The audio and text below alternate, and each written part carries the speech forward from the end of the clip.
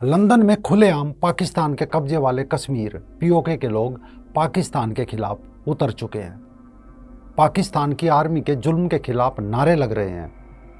पाकिस्तान के रक्षा मंत्री की तुलना कुत्ते से कर रहे हैं। अगर हरामजादे और लानत की एक शक्ल होती है ना तो इस इंसान की होती। पाकिस्तान की फौज को नापाक फौज कहने वाले कोई भारतीय नहीं बल्कि पाकिस्तानी लड़कियां ही सामने आ रही है और दबी जुबान से नहीं खुलकर बोल रही है। नापाक फौज जो ये नैरेटिव बेचती है कि वो पाकिस्तान में स्टेबिलिटी प्रोवाइड करती है, तो ये फंडामेंटली तौर पे कॉन्ट्रडिक्ट करता है पाकिस्तान के इकोनॉमिक कोलैप्स से। और इसका नुकसान क्या होता है कि कौमी बजट का एक बहुत बड़ा हिस्सा डिफेंस और मिलिट्री रन एंटरप्राइजेस की तरफ चला जाता है, और जिसकी वजह से मुल्क के जो क्रिटिकल सेक्टर्स हैं, जिसके अंदर हेल्थ केयर है, एजुकेशन सिस्टम है और इंफ्रास्ट्रक्चर है, वो सिवियरली अंडर फंडेड होते हैं। पाकिस्तान की आर्मी अपनी गाड़ियों से सरेआम लोगों को कुचल रही है।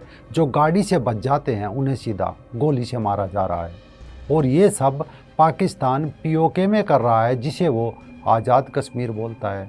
उस आज़ाद कश्मीर की महिलाएं भारतीय सेना से मदद मांग रही है। मेरी इंडिया की फोर्सेस से रिक्वेस्ट है कि प्लीज़ खुदा हमारा साथ दें। अगर इंडिया की फोर्सेस भी मुझे सुन रही है, जितनी फोर्सेस मुझे आउट ऑफ कंट्री के सुन रही है, खुदा का हमारा साथ दें। पाकिस्तान की फोर्सेस ने, पाकिस्तान की पुलिस ने, पाकिस्तान की आर्मी ने हमारे बच्चों को, हमारे वर्षा को शहीद कर दिया। सोचिए कत्ल और गैरत का माजरा कैसा होगा। हालात यहाँ तक आ गए हैं कि कश्मीरी लोग पाकिस्तान के झंडे को आग के हवाले कर रहे हैं। रावलकोट में नारे लग रहे हैं कि पाकिस्तान की फौज को कुत्ता कहना कुत्ते की तौहीन है।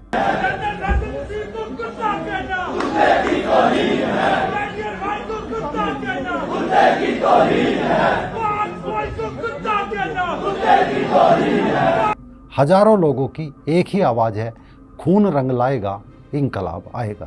खून रंग लाएगा, खून रंग लाएगा।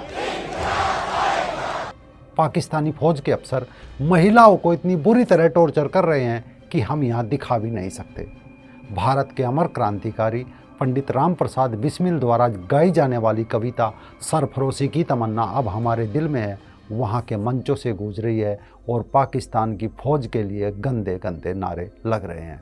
सरफरोशी की तमन्ना अब हमारे दिल में है।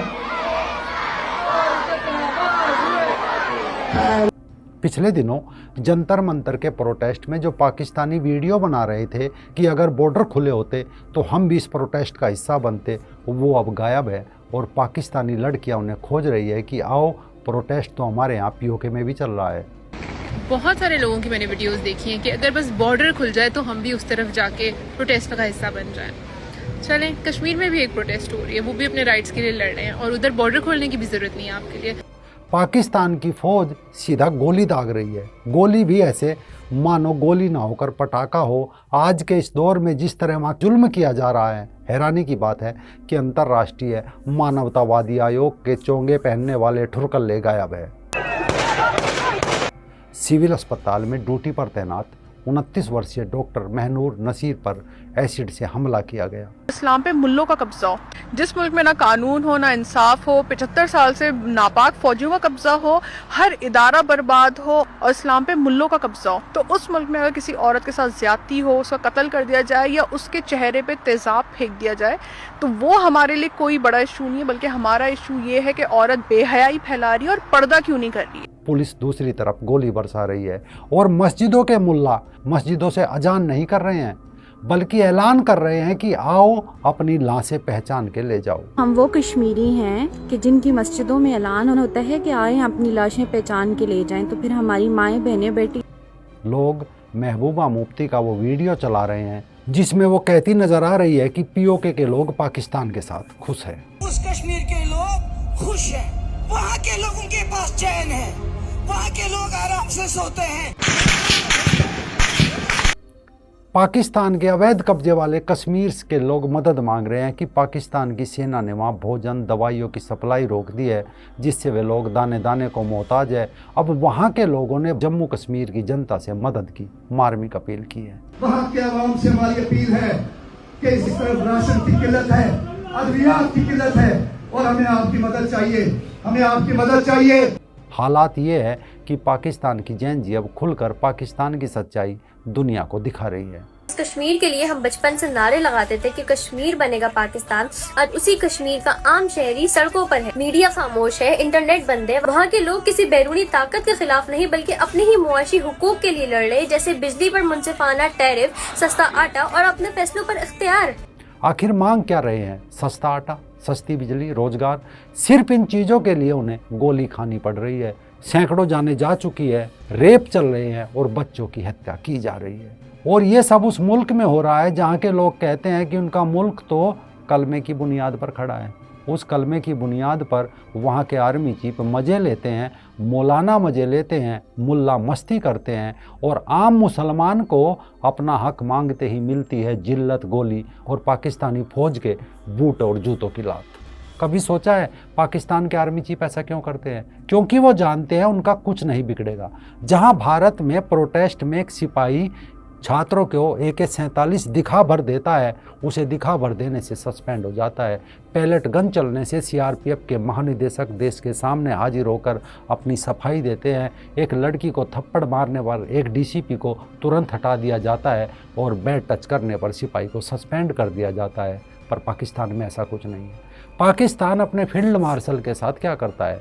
अयूब खान को ले लीजिए, 11 साल तक तानाशाही की, जिसने जिन्ना की बहन फातिमा जिन्ना को कैद करके रखा, बल्कि उसका कत्ल भी कराया। लोगों ने उसके आखिरी दौर में जुलूस निकालने शुरू किए, धरने दिए। अयूब खान ने अपने ही लोगों पर गोली चलवाई, जेलों में डलवाया। बाद में नारे भी लगे कि अयूब कुत्ता, हाय हाय, और अयूब खान ने शर्मिंदा होकर आखिरकार इस्तीफा दिया। लेकिन आज तक अयूब खान के ऊपर कोई केस दर्ज नहीं हुआ। जनरल याहिया खान आया, हर वक्त शराब के नशे में धुत रहता था। कभी कभी तो इतना धुत हो जाता था कि सड़कों पर निकल जाता था और महिलाओं को छेड़ता था।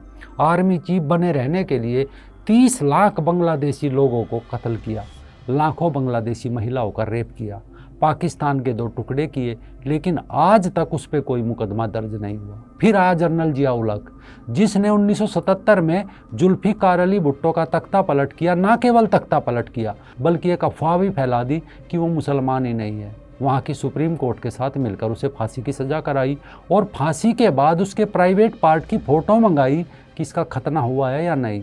कभी बाद में कहा, रे यार ये तो मुसलमान ही था। यही नहीं, जनरल जिया उल हक ने पाकिस्तान में साड़ी पहनने पर बैन लगाया, कवियों, गज़ल गायकों, एक्टरों को सरेआम कोड़े मारे, छात्रों को सरेआम गोलियों से भूना, लेकिन आज तक उस पर कोई मुकदमा दर्ज नहीं हुआ। यहाँ तक कि जब वो एक हवाई जहाज़ दुर्घटना में मारा गया तो उसे शहीद का दर्जा दिया गया और शाह फैसल मस्जिद के अहाते में उसे दफनाया गया। मुशर्रफ की बात की जाए तो उसने तख्ता पलट किया। नवाज शरीफ को देश छोड़कर भागना पड़ा।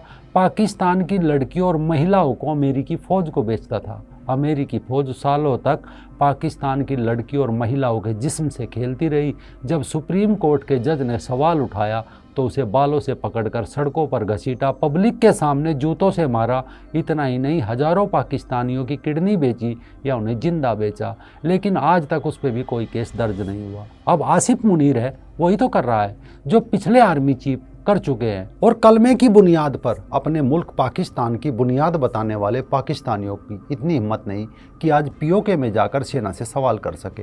हाँ, कुछ है जो बोल रहे हैं, लेकिन वो भी पाकिस्तान के बाहर बैठकर, दूसरे देशों में बैठकर वहाँ से बोल रहे हैं। POK में पाक आर्मी की करतूत का काला चिट्ठा खोल रहे हैं। आप इस पर क्या सोचते हैं? कमेंट बॉक्स में अपनी राय ज़रूर देना।